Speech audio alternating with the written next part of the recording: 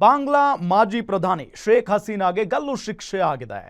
ICT ಕೋರ್ಟ್ನಿಂದ ಮಹತ್ವದ ತೀರ್ಪು, ಅಂತಾರಾಷ್ಟ್ರೀಯ ಅಪರಾಧಿಕ ನ್ಯಾಯಮಂಡಳಿಯಿಂದ ತೀರ್ಪು ಬಂದಿರೋದು. ಬಾಂಗ್ಲಾ ಮಾಜಿ ಪ್ರಧಾನಿ ಶೇಖ್ ಹಸೀನಾ ಅವರಿಗೆ ಗಲ್ಲು ಶಿಕ್ಷೆ ಅಂತಾರಾಷ್ಟ್ರೀಯ ಮಟ್ಟದಲ್ಲಿ ಚರ್ಚೆಯಾದಂಥ ವಿಚಾರ. ಅಪರಾಧಿಕ ನ್ಯಾಯಮಂಡಳಿ ತೀರ್ಪನ್ನ ಕೊಟ್ಟಿರೋದು. ಬಾಂಗ್ಲಾದೇಶದ ರಾಜಧಾನಿ ಢಾಕಾದಲ್ಲಿರುವಂತಹ ನ್ಯಾಯಮಂಡಳಿ 3 ಕೇಸ್ಗಳಲ್ಲಿ ಹಸೀನಾ ತಪ್ಪಿತಸ್ಥೆ ಅಂತ ಕೋರ್ಟ್ ಹೇಳ್ತಾ ಇದೆ. 2024ರಲ್ಲಿ ಬಾಂಗ್ಲಾದೇಶ ಅಕ್ಷರಶಃ ಹೊತ್ತಿ ಉರಿದಿತ್ತು. ಢಾಕಾ ನ್ಯಾಯಾಲಯದ ತೀರ್ಪು ಒಂದು ಷಡ್ಯಂತ್ರ. ಬಾಂಗ್ಲಾ ಮಾಜಿ ಪ್ರಧಾನಿ ಶೇಖ್ ಹಸೀನಾ ಇದರ ಬಗ್ಗೆ ರಿಯಾಕ್ಟ್ ಮಾಡಿದ್ದಾರೆ ನೋಡಿ. ತನ್ನ ವಿರುದ್ಧದ ಎಲ್ಲ ಆರೋಪಗಳನ್ನು ತಳ್ಳಿ ಹಾಕಿದ್ದಾರೆ ಶೇಖ್ ಹಸೀನಾ ಅವರು. ಬಾಂಗ್ಲಾ ಮಾಜಿ ಪ್ರಧಾನಿ ಶೇಖ್ ಹಸೀನಾಗೆ ಗಲ್ಲು ಶಿಕ್ಷೆಯಾಗಿದೆ. ಐಸಿಟಿ ಕೋರ್ಟ್ನಿಂದ ಮಹತ್ವದ ತೀರ್ಪು ಹೊರಬಿದ್ದಿರೋದು.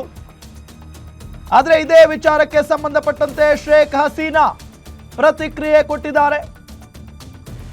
ಇದೆಲ್ಲವೂ ಕೂಡ ಒಂದು ಷಡ್ಯಂತ್ರ ಅಂತ ಹೇಳಿದ್ದಾರೆ. ಆದರೆ 3 ಕೇಸ್ಗಳಲ್ಲಿ ಹಸೀನಾ ತಪ್ಪಿತಸ್ಥೆ ಅಂತ ಕೋರ್ಟ್ ಹೇಳಿದೆ.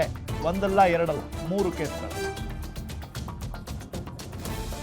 ಅವರ ಪಕ್ಷವೂ ಕೂಡ ಪತನ ಆಯಿತು ಬಾಂಗ್ಲಾದೇಶದಲ್ಲಿ. ಅಕ್ಷರಶಃ ಇಡೀ ಬಾಂಗ್ಲಾದೇಶ ಹೊತ್ತಿ ಉರಿದಿತ್ತು ಆ ಸಂದರ್ಭದಲ್ಲಿ. ಅದಾದ ನಂತರ ಇವರನ್ನ ಹತ್ಯೆ ಮಾಡಬೇಕು ಅಂತ ಹೇಳಿ ಅಲ್ಲಿನ ಹೋರಾಟಗಾರರು ನಿಂತ್ಕೊಂಡ್ಬಿಟ್ಟಿದ್ರು. ಆದರೆ ಅವರಿಗೆ ಆಶ್ರಯ ಕೊಟ್ಟಿದ್ದು ನಮ್ಮ ಭಾರತ. ಸೊ ಅವರನ್ನ ಕಳಿಸ್ಕೊಡ್ಬೇಕು ಅನ್ನೋ ನಿಟ್ಟಿನಲ್ಲಿ ಭಾರತಕ್ಕೂ ಕೂಡ ಅಲ್ಲಿನ ಒಂದಿಷ್ಟು ಜನ ಬೆದರಿಕೆಯನ್ನು ಹಾಕಿದ್ರು. ಶೇಖ್ ಹಸೀನಾ ಅವರನ್ನ ಮತ್ತೆ ಬಾಂಗ್ಲಾದೇಶಕ್ಕೆ ಕಳಿಸ್ಕೊಡ್ಬೇಕು ಅಂತ ಹೇಳಿ. ಸೊ ಇದೆಲ್ಲದರ ನಡುವೆ ಈಗ ಈ ರೀತಿಯಾದಂಥ ತೀರ್ಪು ನಿಮಗೆ ಒಂದು ಕಡೆ ದೃಶ್ಯದಲ್ಲಿ ನಾವು ತೋರಿಸ್ತಾ ಇದ್ದೀವಿ. ಸೊ ಆ ಸಂದರ್ಭದಲ್ಲಿ 2024ರ ಸಂದರ್ಭದಲ್ಲಿ ನಡೆದಿದ್ದಂಥ ಹಿಂಸಾಚಾರ ಇದು. ಅಲ್ಲಿನ ವಿದ್ಯಾರ್ಥಿಗಳು ದೊಡ್ಡ ಮಟ್ಟದಲ್ಲಿ ಹೋರಾಟಕ್ಕೆ ಇಳಿದಿದ್ರು. ಸೊ ಆಗ ಸುಮಾರು 1400 ಜನರನ್ನ ಹತ್ಯೆ ಮಾಡಲಾಗಿತ್ತು ಅನ್ನೋ ಒಂದು ಆರೋಪ ಕೂಡ ಇದೆ. 1400 ಜನರು ಸಾವನ್ನಪ್ಪಿದ್ದಾರೆ ಅಂತ ಹೇಳಿ ಅಂದಾಜಿಸಲಾಗಿತ್ತು. ಆ ಸಂದರ್ಭದಲ್ಲಿ ಅಧಿಕಾರವನ್ನ ಉಳಿಸಿಕೊಳ್ಳುವ ಪ್ರಯತ್ನದಲ್ಲಿ ಹಸೀನಾ ಮತ್ತು ಅವರ ಸರ್ಕಾರ ಪ್ರತಿಭಟನಾಕಾರರ ವಿರುದ್ಧ ವ್ಯವಸ್ಥಿತವಾಗಿ ಮಾರಕ ಬಲ ಪ್ರಯೋಗ ಮಾಡಿದ್ರು. ಇದರಿಂದ 1400 ಜನ ಸಾವನ್ನಪ್ಪಿದ್ರು ಅನ್ನೋ ನಿಟ್ಟಿನಲ್ಲಿ ವಿಶ್ವಸಂಸ್ಥೆಯ ಮಾನವ ಹಕ್ಕುಗಳ ತನಿಖಾಧಿಕಾರಿಗಳು ಕೂಡ ಹೇಳಿದ್ದಾರೆ. ಸೊ ಇದೆಲ್ಲವನ್ನು ಆಲಿಸಿ ವಾದ ಪ್ರತಿವಾದ ಎಲ್ಲವನ್ನೂ ಕೂಡ ಆಲಿಸಿದಂಥ ಕೋರ್ಟ್ ಈ ರೀತಿಯಾದಂಥ ನಿರ್ಧಾರವನ್ನ ತೆಗೆದುಕೊಂಡಿದೆ. ಸೊ ಈ ನಿರ್ಧಾರಕ್ಕೆ ಅಥವಾ ಈ ಆದೇಶವನ್ನ ಖಂಡಿಸಿದ್ದಾರೆ ಶೇಖ್ ಹಸೀನಾ ಅವರು. ಈ ಆದೇಶ ಇದೆಯಲ್ಲ, ಇದು ನನ್ನ ವಿರುದ್ಧ ನಡೆಸಿರುವಂತಹ ಷಡ್ಯಂತ್ರ. ಇದು ತನ್ನ ವಿರುದ್ಧದ ಎಲ್ಲ ಆರೋಪಗಳನ್ನು ಕೂಡ ಶೇಖ್ ಹಸೀನಾ ಅವರು ತಳ್ಳಿ ಹಾಕಿದ್ದಾರೆ.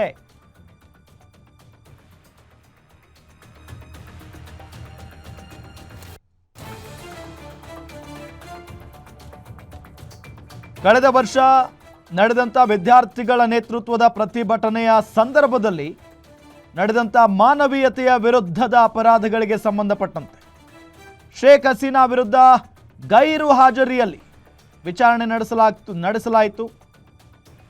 ಇದು ಶೇಖ್ ಹಸೀನಾ ಅವರ ಸರ್ಕಾರ ಪತನಕ್ಕೂ ಕೂಡ ಕಾರಣ ಆಯಿತು. ಮತ್ತು ಅವರು ದೇಶವನ್ನ ಬಿಟ್ಟು ಪಲಾಯನ ಮಾಡಬೇಕಾದಂಥ ಪರಿಸ್ಥಿತಿ. ನಾನೀಗಾಗಲೇ ಹೇಳಿದ ಹಾಗೆ ಭಾರತಕ್ಕೆ ಬಂದು ಅವರು ನೆಲೆಸಿದ್ರು, ಆಶ್ರಯ ಪಡೆದುಕೊಂಡಿದ್ರು. ಆರ್ಥಿಕ ಸಂಕಷ್ಟ, ಭ್ರಷ್ಟಾಚಾರ ಮತ್ತು ಉದ್ಯೋಗ ಕೊರತೆಯಿಂದ ಅಲ್ಲಿನ ವಿದ್ಯಾರ್ಥಿಗಳು ದಂಗೆ ಎದ್ದು ಬಿಟ್ಟಿದ್ರು ಅಕ್ಷರಶಃ. ಮೊನ್ನೆ ನೇಪಾಳದಲ್ಲೂ ಕೂಡ ಇಂಥದ್ದೇ ಒಂದು ಘಟನೆ ಆಯಿತು. ನೇಪಾಳದ ಯೂತ್ಸ್ ದೊಡ್ಡ ಮಟ್ಟದಲ್ಲಿನೇ ದಂಗೆ ಎದ್ದು ಬಿಟ್ಟಿದ್ರು. ಅಲ್ಲಿನ ಸರ್ಕಾರದ ಪ್ರತಿನಿಧಿಗಳನ್ನು ಹೇಗೆ ಬೇಕು ಹಾಗೆ ನಡೆಸ್ಕೊಂಡಿದ್ರು ಅಲ್ಲಿನ ವಿದ್ಯಾರ್ಥಿಗಳು. ಸೊ ಅದೇ ರೀತಿಯಾಗಿಯೇ ಈ ಹಿಂದೆ ಅಂದರೆ ನೇಪಾಳಕ್ಕೂ ಮೊದಲು ಬಾಂಗ್ಲಾದೇಶದಲ್ಲಿ ಘಟನೆ ಆಗಿತ್ತು. ಆರ್ಥಿಕ ಸಂಕಷ್ಟ ಎದುರಾಗಿತ್ತು ಬಾಂಗ್ಲಾದೇಶಕ್ಕೆ. ಯಾಕೆ ಅಂತ ಅಂದರೆ ಇವರ ಸರ್ಕಾರದಲ್ಲಿ ಸಿಕ್ಕಾಪಟ್ಟೆ ಭ್ರಷ್ಟಾಚಾರ ಇತ್ತು. ಒಂದು ಉದ್ಯೋಗ ಬೇಕು ಅಂತ ಅಂದರೂ ಕೂಡ ಲಕ್ಷಾಂತರ ರೂಪಾಯಿ, ಕೋಟ್ಯಾಂತರ ರೂಪಾಯಿ ಹಣ ಕೊಡಬೇಕಾಗಿತ್ತು ವಿದ್ಯಾರ್ಥಿಗಳು. ಸೊ ಉದ್ಯೋಗ ಕೊರತೆ, ನಿರುದ್ಯೋಗ ಸಿಕ್ಕಾಪಟ್ಟೆ ಇತ್ತು. ಸೊ ಇದೆಲ್ಲವನ್ನು ಸರಿ ಮಾಡೋದಕ್ಕೆ ಈ ಸರ್ಕಾರದ ಕೈಯಿಂದ ಆಗಲ್ಲ ಅಂತ ಹೇಳಿ ತಿಳಿದಂಥ ಅಲ್ಲಿನ ಜನ ಈ ಸರ್ಕಾರ ಕೆಳಗಿಳಿಬೇಕು ಅನ್ನೋ ನಿಟ್ಟಿನಲ್ಲಿ ಆಗ್ರಹಿಸ್ತಾ ಇದ್ರು. ಶಾಂತ ರೀತಿಯಿಂದನೇ ಪ್ರತಿಭಟನೆ ನಡೀತಾ ಇತ್ತು. ಆದರೆ ಹೋಗ್ತಾ ಹೋಗ್ತಾ ಅದು ದೊಡ್ಡ ಮಟ್ಟದಲ್ಲಿ ಪ್ರತಿಭಟನೆ ಆರಂಭ ಆಯಿತು. ಅದಾದ ನಂತರ ದಂಗೆ ಅಂತ ಹೇಳಿ ಶುರುವಾಯಿತು. ಸೊ ಈ ಸಂದರ್ಭದಲ್ಲಿ ಲಾಠಿ ಚಾರ್ಜ್ ಕೂಡ ಆಯಿತು. ಸೊ ಸರ್ಕಾರ ಇದ್ದಿದ್ದು ಶೇಖ್ ಹಸೀನಾ ಅವರದ್ದು. ಆ ಸಂದರ್ಭದಲ್ಲಿ ಒಂದಿಷ್ಟು ಜನರ ಮೇಲೆ ಹಲ್ಲೆ ಕೂಡ ಮಾಡಲಾಗುತ್ತೆ, ಪ್ರತಿಭಟನಾಕಾರರ ಮೇಲೆ. ಅಂದಾಜು 1400 ಜನ ಈ ದಂಗೆಯಲ್ಲಿ ಸಾವನ್ನಪ್ಪಿದ್ರು. ಸೊ ಇದರಿಂದ ಅಲ್ಲಿನ ಯುವಕರು ರೊಚ್ಚಿಗೆದ್ದು ಬಿಡ್ತಾರೆ. ರೊಚ್ಚಿಗೆದ್ದು ಶೇಖ್ ಹಸೀನಾ ಅವರ ಮನೆ ಛಿದ್ರ ಮಾಡಿರ್ತಾರೆ. ಪ್ರತಿಯೊಂದು ಬೀದಿಗಳಲ್ಲೂ ಕೂಡ ರಕ್ತಪಾತ ಆಗಿ ಹೋಗುತ್ತೆ, ಬೆಂಕಿಯ ಜ್ವಾಲೆ ಇರುತ್ತೆ. ಸೊ ಇದೆಲ್ಲ ಆದ ನಂತರನೇ ಶೇಖ್ ಹಸೀನಾ ದೇಶವನ್ನು ಬಿಟ್ಟು ಪರಾರಿಯಾಗಿದ್ದು, ಭಾರತಕ್ಕೆ ಬಂದು ನೆಲೆಸಿದ್ದು, ಆಶ್ರಯ ಪಡೆದುಕೊಂಡಿದ್ದು. ಸೊ ಇದೆಲ್ಲ ಆದ ನಂತರ ವಿಚಾರಣೆ ಆಗುತ್ತೆ, ಪರಿಶೀಲನೆ ಆಗುತ್ತೆ, ತನಿಖೆ ಆಗುತ್ತೆ. ತನಿಖೆ ಆದ ನಂತರ ಕೋರ್ಟ್ನಲ್ಲಿ ವಾದ ಪ್ರತಿವಾದ ಎಲ್ಲವೂ ಕೂಡ ಆಗಿ 3 ಕೇಸ್ಗಳಲ್ಲೂ ಕೂಡ ಹಸೀನಾ ಅವರು ತಪ್ಪಿತಸ್ಥೆ ಅಂತ ಹೇಳಿ ಕೋರ್ಟ್ ನಿರ್ಧಾರ ಮಾಡಿ ಆದೇಶವನ್ನು ಹೊರಡಿಸುತ್ತೆ. ಸೊ ಗಲ್ಲು ಶಿಕ್ಷೆ ಶೇಖ್ ಹಸೀನಾ ಅವರಿಗೆ. ಆ ನಿಟ್ಟಿನಲ್ಲಿ ಅವರು ರಿಯಾಕ್ಷನ್ ಕೊಟ್ಟಿದ್ದಾರೆ. ನನ್ನ ತಪ್ಪು ಏನೂ ಇಲ್ಲ, ಇದೆಲ್ಲವೂ ಕೂಡ ಷಡ್ಯಂತ್ರ ಅಂತ ಹೇಳಿದ್ದಾರೆ.